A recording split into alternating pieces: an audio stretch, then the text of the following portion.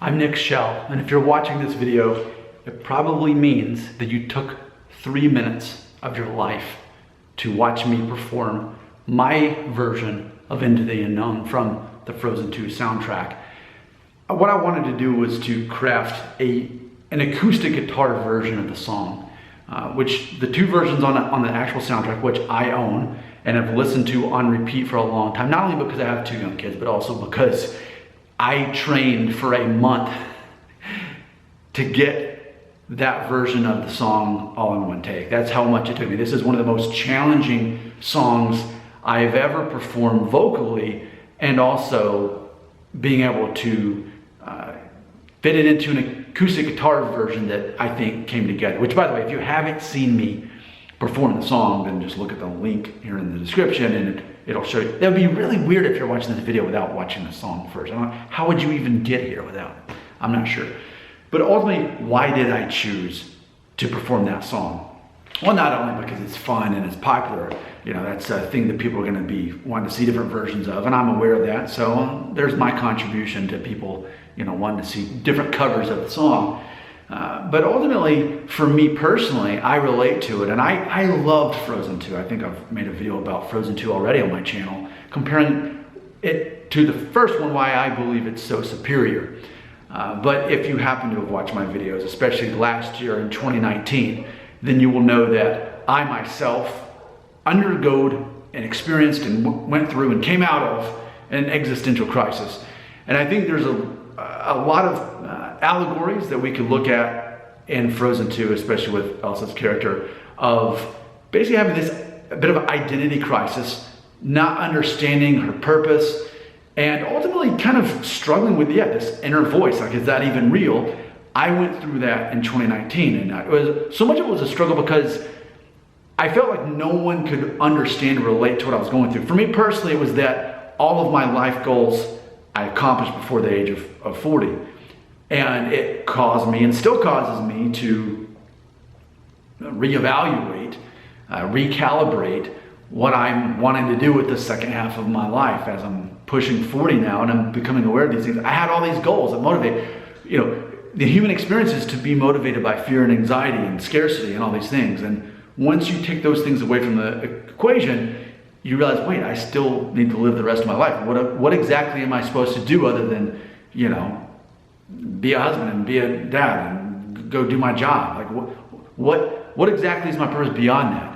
And it's like I never had time to really fathom that before because I was so motivated to getting out of debt and all this stuff. So there comes to a point, hopefully for most people, at least for me it was age 38, where I got to the point where I realized, okay, I've got all that figured out, but what else? I feel disconnected from the universe. So ultimately, because in addition to that, I also came to the realization that I control my own emotions. People can't offend me or disrespect me or hurt my feelings unless I let them. So stop letting them. Stop assigning emotion to things that don't deserve it. And so with all of that, it just really caused me to feel disconnected from the human experience.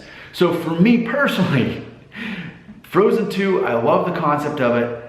I can totally relate to it, and the song especially when it's talking about, you know, hearing this voice. Like, yes, it's like I was hearing these darker voices, almost questioning my own existence. Like, yeah, well, what else am I supposed to be doing here in life? It also reminds me of the movie Venom, which I actually really like that movie, Venom. But you've got this ordinary guy who all of a sudden has got this, you know, black skeleton-looking thing on him, like taking control of him and thinking, changing his thoughts, changing his motivations. And I felt like that was another version of what I was going through. So that's why I chose this song. It wasn't just to be cute and be random. Oh, look, it's a grown man, you know, and he's doing this Frozen 2 song. No, it actually truly meant something to me. I love the soundtrack. I love that song. And so what I did is I took the Panic at the Disco version of it, did my best to switch it over to an acoustic guitar, kind of give it a more folk sound, one that's true to my own style, which if anything, I think my main motivation was thinking, what if Bruce Springsteen did this song, or even Pete Yorn? But just so you know, though, every day to work for like 2 solid weeks, I just kept it on repeat. I've got a 45-minute drive one way, so like an hour and a half for 2 weeks straight, not to mention how much I practice it at the house. to get it that way. So I wanted to challenge myself vocally, for sure, because that's hitting some high notes, and that is holding some high notes.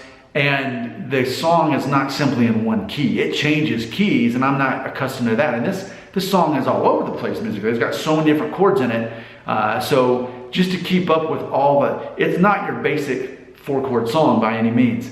So I feel accomplished. I feel relieved, and I'm proud to have this thing done and to be able to share it with everybody. And thanks for watching this video, to understand that when I do a song, it's not just so that people hear a new song. There's a meaning, there's a reason behind, there's a motivation for that.